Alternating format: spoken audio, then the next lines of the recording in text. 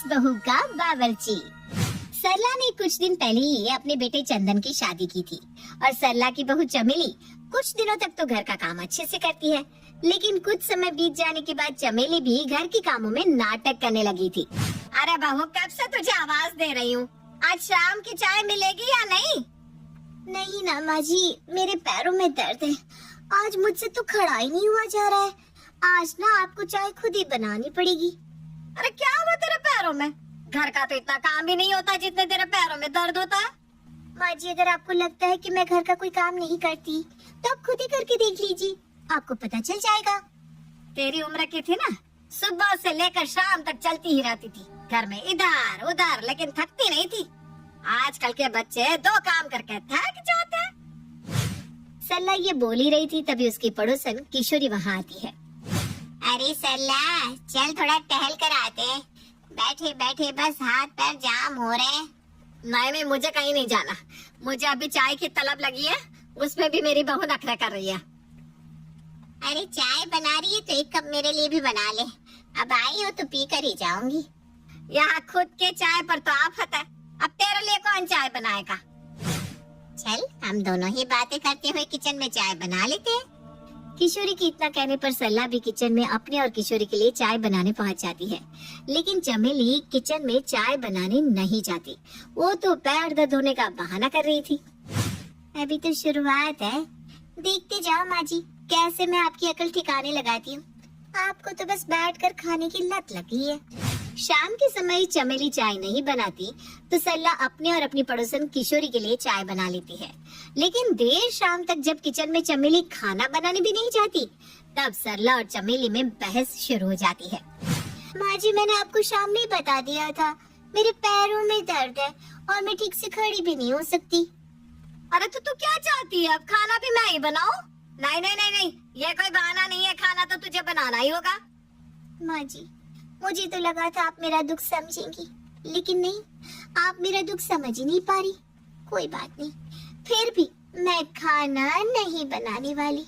ठीक है, अगर तू खाना नहीं बनाने वाली ना, तो मैं भी खाना नहीं बनाऊंगी। आज रहने दो ना, घर में सबको भूख है। ठीक है माँ जी, जैसी आपकी मर्जी।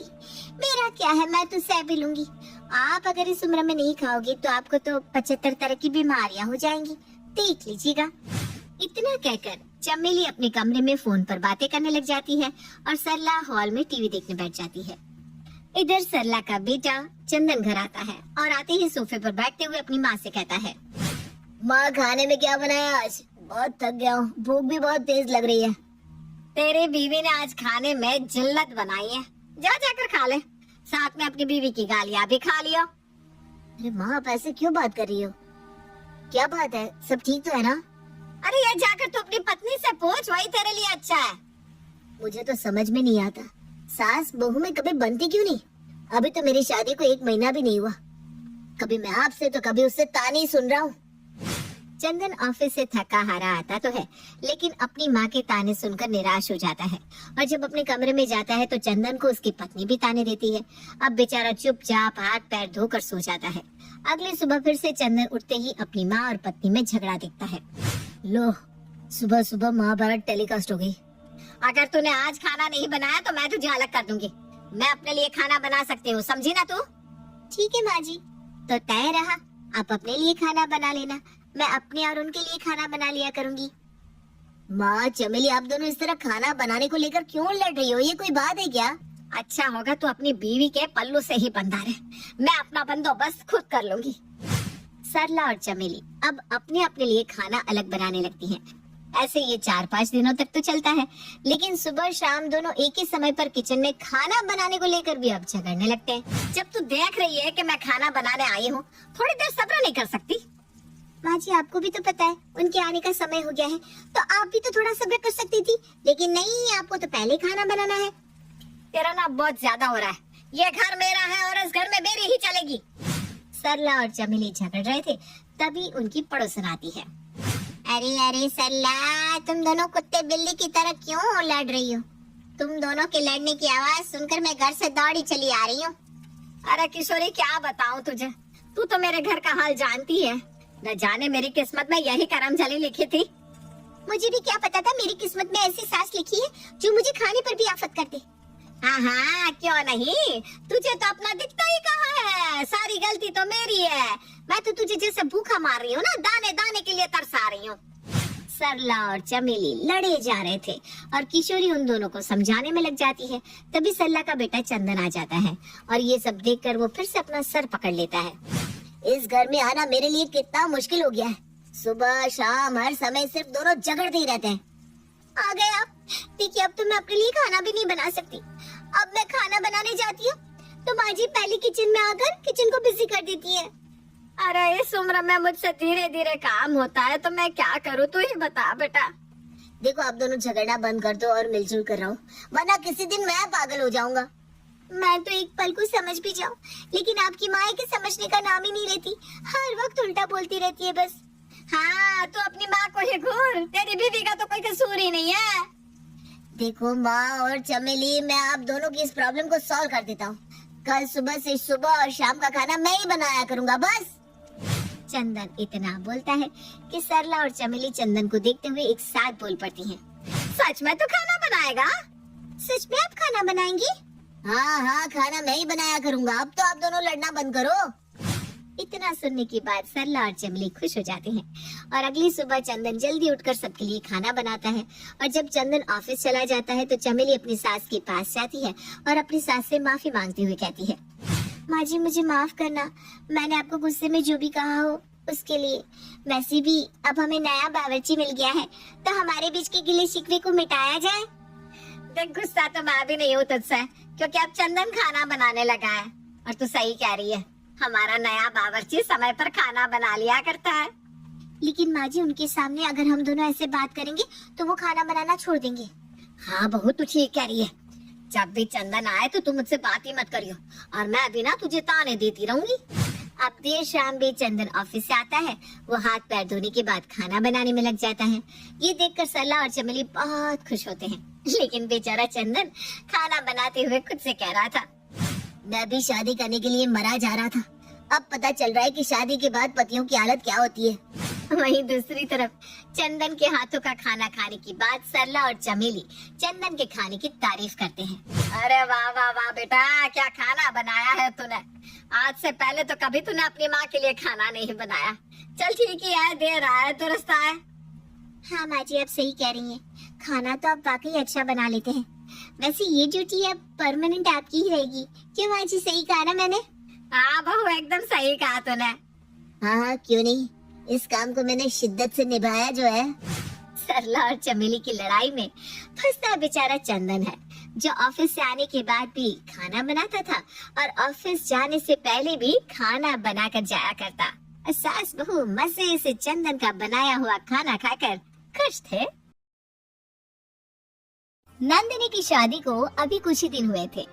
नंदिनी की सास अंधविश्वासी महिला थी। कभी कभी नंदिनी अपनी सास को अंधविश्वास से दूर रहने के लिए समझाया करती थी, लेकिन नंदिनी की सास उसकी कोई भी बात सुनने को तैयार नहीं थी। अरे नंदिनी, ओ नंदिनी इधर तो आओ, अरे जरा बाहर आओ ना। क्या हुआ मम्मी जी, इतनी जोर जोर से आवाज देकर क्यों बुला रही है, कुछ परेशानी है क्या? अरे बहू जरा देखो तो, ये दरवाजे के पास एक थैली में चूड़ियाँ किसकी रखी हुई है? हाँ मम्मी जी, इसमें तो लाल और हरी चूड़ियाँ रखी हैं और साथ में कोई कपड़ा भी है, लगता है कोई गलती से छोड़ गया है। अरे नहीं नहीं बहू, मुझे तो लगता है कि कोई जादू टोटका करके रख गया है यहाँ पर, मैं तो इसे हाथ नहीं लगाने वाली। हाँ तो कोई बात नहीं मम्मी जी, पड़ा रहने दो ना, जिसका है वो आकर ले जाएगा। अरे ऐसा कैसे पड़ा रहने दो, एक काम करो बहू, तुम जरा इसे उठा कर ना वहाँ सड़क के किनारे फेंक दो। लेकिन मम्मी जी आप इसे क्यों हाथ नहीं लगा रही? अरे वो इसलिए क्योंकि मुझे इन जादू टोटकों से बहुत डर लगता है, और कहीं मुझे कुछ हो गया तो। अगर ऐसा है मम्मी जी तो मेरे लिए भी तो खतरनाक हो सकता है ना। लेकिन मैं इन सब अंधविश्वासों में भरोसा नहीं करती, इसलिए मैं अभी इसे उठाकर फेंक देती हूँ। इतना कहकर नंदिनी उस पैकेट को घर के बाहर की तरफ सड़क के किनारे रखाती है अगले दिन जब नंदिनी की कामवाली घर पर काम करने आती है, नंदिनी की सास उससे पूछताछ करती है। अरे सुन तो, कल तू अपना कोई सामान यहाँ छोड़ गई थी क्या? हाँ मालकिन, वो कल दूसरी मैडम ने मुझे कुछ पुरानी चूड़ियाँ दी थी, गलती से आप ही के घर पर रह गई थी। देखा मम्मी जी, मैंने कहा था ना, वो कोई जादू टोटका नहीं था, वो तो हमारी कामवाली का सामान निकला। अरे हाँ ठीक है ठीक है, और तू यहाँ इस तरह कोई सामान मत छोड़ जाया कर, हमें क्या पता कल को कोई जादू टोटका करके सामान रख गया तो। अरे नहीं मैडम, मैं ऐसा कोई काम नहीं करती, मैं तो ऐसी फालतू चीजों में विश्वास भी नहीं रखती। और फिर एक दिन जब काम वाली घर पर काम करने के लिए आती है, तो नंदिनी उस वक्त नाश्ता करने के लिए बैठी होती है। काम वाली के सामने नंदिनी को नाश्ता करते देख नंदिनी की सास उसके पास आती है और धीमी आवाज में कहती है, अरे बहू ये क्या कर रही हो, और आज तुम नाश्ता करने में इतना लेट क्यों हो गई? मम्मी जी वो क्या है ना, जरा रसोई की सफाई करने लग गई थी, बस इसी चक्कर में नाश्ता करने में थोड़ी देर हो गई। पर क्यों, क्या हुआ? अरे देखती नहीं इस वक्त काम वाली काम कर रही है। हाँ तो अरे मम्मी जी, आप क्यों इन सब अंधविश्वासों पर भरोसा करती है? मैं आपसे कह रही हूँ ना, ऐसा कुछ नहीं होता, ये सब बेकार की बातें हैं। देखो बहू, तुम पढ़ी लिखी हो, इसका मतलब ये तो नहीं ना कि मुझे सब कुछ समझा दोगी। अरे मैंने जो कह दिया सो कह दिया। ठीक है मम्मी जी, जैसा आपको ठीक लगे। कुछ दिनों के बाद नंदिनी रसोई में आटा लगा रही थी, तभी नंदिनी की सास अचानक से वहाँ पर आती है। अरे बहू ये क्या कर रही हो तुम? अरे कुछ भी तो नहीं मम्मी जी, आटा ही तो लगा रही थी। हाँ वो तो मुझे भी दिख रहा है कि तुम आटा लगा रही हो, लेकिन जरा अपने हाथ में जो बर्तन पकड़ा है उसकी तरफ तो देखो। हाँ क्या हुआ, लोटा ही तो है मम्मी जी, कौन सा कोई हथियार पकड़ा है? अच्छी तरह जानती हूँ मेरी आंखें कमजोर नहीं है। अरे अभी अच्छी तरह दिखाई देता है मुझे, लेकिन बहू क्या तुम्हें इतना भी नहीं पता कि लोटे में पानी लेकर कभी आटा नहीं लगाते हैं? उसमें क्या परेशानी है मम्मी जी, मैं तो बहुत बार लोटे में पानी लेकर आटा लगा देती हूँ। अगर मेरी नजर पड़ी होती तो मैं तुम्हें कभी ऐसा करने नहीं देती। मम्मी जी इन छोटी छोटी बातों से क्या फर्क पड़ता है, उल्टा हम अगर इन्हीं बातों में उलझे रहते हैं तो जिंदगी में और कुछ कर ही नहीं सकते। सारा दिन यही सोचने में निकल जाता है कि कौन सा बर्तन नहीं लेना, कब खाना नहीं खाना। अरे देख बहू, मुझे ना इस तरह जवाब देने की कोई जरूरत नहीं है। क्या सही है क्या गलत मैं अच्छी तरह जानती हूँ, समझी? चुपचाप अपना काम करो। नंदिनी हर बार अपनी सास को समझाने की कोशिश करती, लेकिन अपनी अंधविश्वासी आदत के चलते नंदिनी की सास उसकी कोई बात सुनने को तैयार नहीं थी। उल्टा वो नंदिनी को ही बात बात पर डांट दिया करती थी। एक दिन नंदिनी और उसकी सास को बहुत जरूरी काम से कहीं जाना था, लेकिन उन दोनों को देर हो जाती है और इसीलिए वो जल्दी जल्दी तेज चलकर रेलवे स्टेशन की तरफ निकल पड़ती हैं। लेकिन घर से बाहर निकलते ही एक बिल्ली उनके सामने से गुजर जाती है। अरे अरे बहू रुक जाओ। अरे मम्मी जी हम पहले ही लेट हो चुके हैं, अभी जल्दी से ऑटो नहीं पकड़ा तो हमारी ट्रेन छूट जाएगी। जानती है ना हमारा वहाँ जाना कितना जरूरी है। अरे बहू बिल्ली ने रास्ता काट लिया है, अगर हम अभी गए तो जरूर कुछ ना कुछ अपशकुन हो जाएगा। और मम्मी जी अगर हम नहीं गए तो हमारी ट्रेन जरूर छूट जाएगी।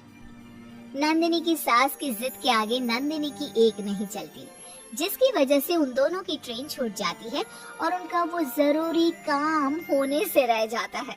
घर आने के बाद मुझे तो पहले ही पता था, बिल्ली हमारा रास्ता जो काट रही थी, हमारा काम तो होना ही नहीं था, अपशकुन जो हो गया था।